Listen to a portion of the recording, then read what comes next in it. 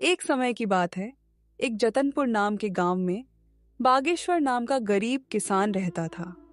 उनके घर में उनकी पत्नी कोमल और उनके 16 साल का लड़का एक साथ रहते थे। बागेश्वर को सिर्फ खेती करने आती थी। उसके अलावा उसने कोई और काम नहीं सीखा था। सही समय पर बारिश न होने की वजह से उसके खेत में फसल ही नहीं होते थे, जिसके कारण परिवार चलाना बहुत कठिन हो रहा था। एक दिन सुनिए जी, आज तो घर में बिल्कुल भी कुछ राशन नहीं है। मुझे तो कुछ समझ नहीं आ रहा कि अब मैं क्या करूं। अरे कोमल, तुम चिंता मत करो, मैं कुछ करता हूँ। बस इतना कह के बागेश्वर घर से चला जाता है। रास्ते में हे राम, ये कैसा समय आ गया है प्रभु। मेरे घर में राशन का एक दाना तक नहीं है। चलो, मैं और मेरी कोमल तो भूखे पेट रह लेंगे, लेकिन मेरे बेटे का क्या। मैंने तो केवल खेत में मेहनत करना सीखा है, लेकिन उसमें भी बारिश सही समय पे ना होने की वजह से खेत में फसल नहीं हुई। अब मेरे पास जमींदार से उधारी पैसे लेने के अलावा कोई दूसरा रास्ता नहीं है। बागेश्वर अपने गांव के जमींदार के पास जाता है।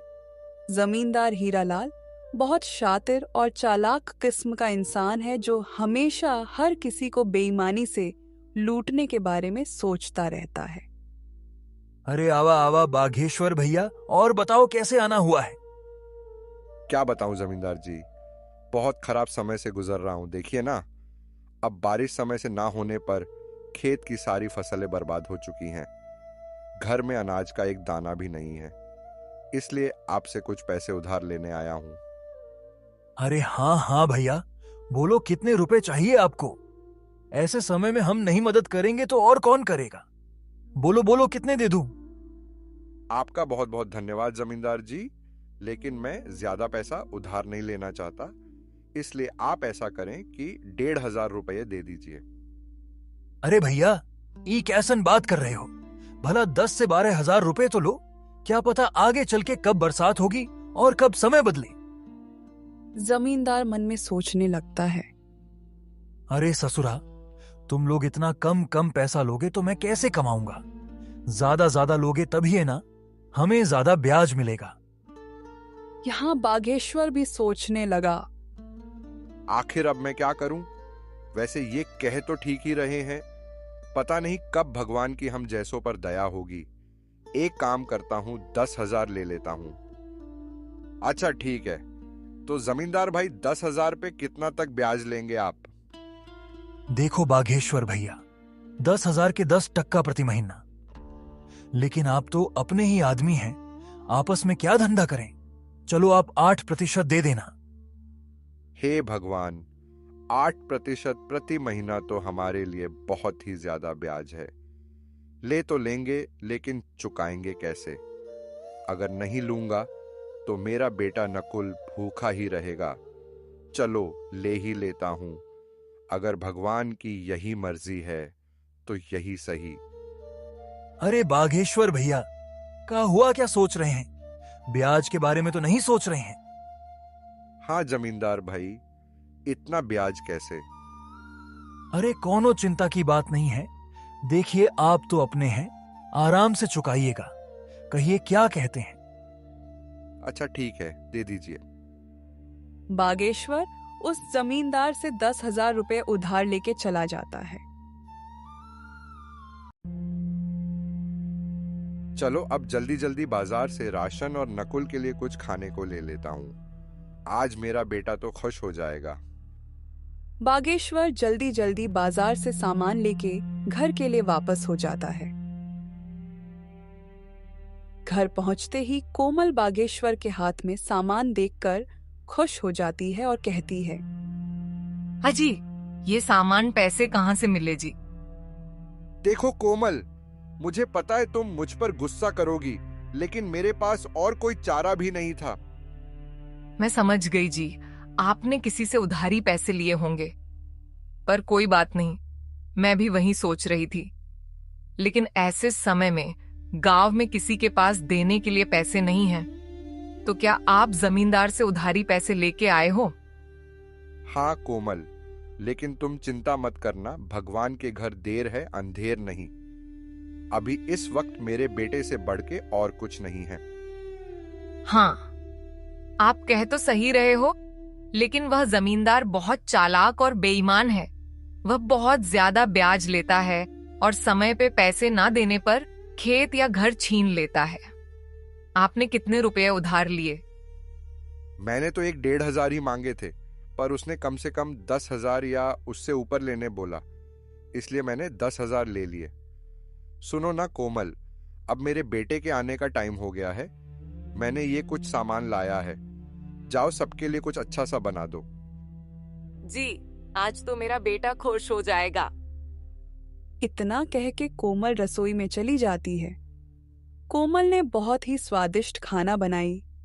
खाने की खुशबू पूरे घर में महक रही थी। वाह कोमल, तो अपने बेटे की मनपसंद खीर बना रही हो।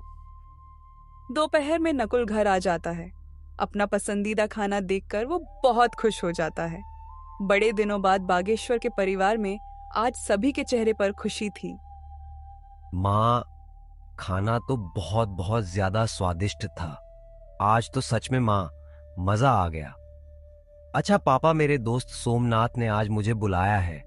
कह रहा था कि आज वो मुझे अपने पापा से मिलवाने वाला है, इसलिए मैं वहां जा रहा हूं। 1-2 घंटे में वापस आ जाऊंगा। ठीक है बेटा, जाओ, लेकिन संभल के जाना और संभल के आना, ठीक है? हाँ पापा, आप फिक्र मत करो, मैं अच्छे से जाऊंगा और अच्छे से आऊंगा। इतना कह के नकुल घर से निकल जाता है।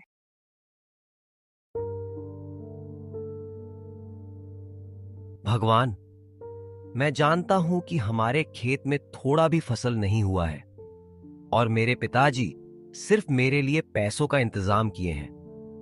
भगवान जी, कृपया कुछ ऐसा कीजिए कि मैं अपने माता पिता की चिंता दूर कर सकूं।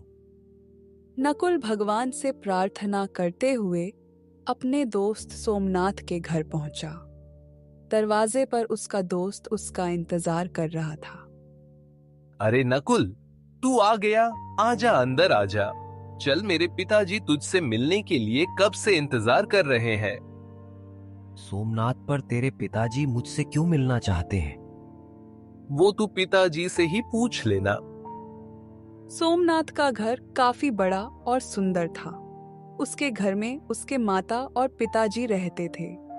सोमनाथ अपने पिताजी से अपने दोस्त नकुल के बारे में बताया था कि उसके पिताजी बहुत कड़ी मेहनत करते हैं, खेत में घंटों काम करते हैं, लेकिन पैसे की वजह से परिवार में बहुत टेंशन है। आओ बेटे नकुल, कैसे हो? नमस्ते अंकल जी। नमस्ते आंटी जी। मैं ठीक हूं, आप सभी कैसे हैं? खुश रहो बेटा, हम सब भी बहुत अच्छे हैं। जगदीश, नकुल 9-10 मिनट ऐसे ही उसके और उसके माता पिताजी के बारे में बातें करते हैं और फिर बेटा नकुल, तुम तो बहुत स्मार्ट लड़के निकले। बेटा, कल से तुम दोपहर में स्कूल से आके खाना खा के यहाँ चले आना। जी अंकल, मैं आ तो जाऊं, लेकिन घर पर भी थोड़े बहुत काम होते हैं। देखो बेटे नकुल, पहले तो तुम ये टेंशन वेंशन छोड़ो। हाँ, एक काम करना, नहीं रहने दो। कल मैं खुद ही तुम्हारे घर आऊंगा। तुम्हारे घर तुम्हारे पिताजी से भी मिल लूंगा और तुमसे भी, ठीक है? जी अंकल, ठीक है। अच्छा, तो मैं अब चलता हूं। ठीक है बेटा, ध्यान से संभल के जाना। जी अंकल, मैं एकदम संभल के जाऊंगा। उतने में सोमनाथ की मम्मी बोली, बेटा नकुल, ये लेते जाओ, घर पे खा लेना। नहीं आंटी, इसे मैं नहीं ले सकता। अरे बेटा, ले लो।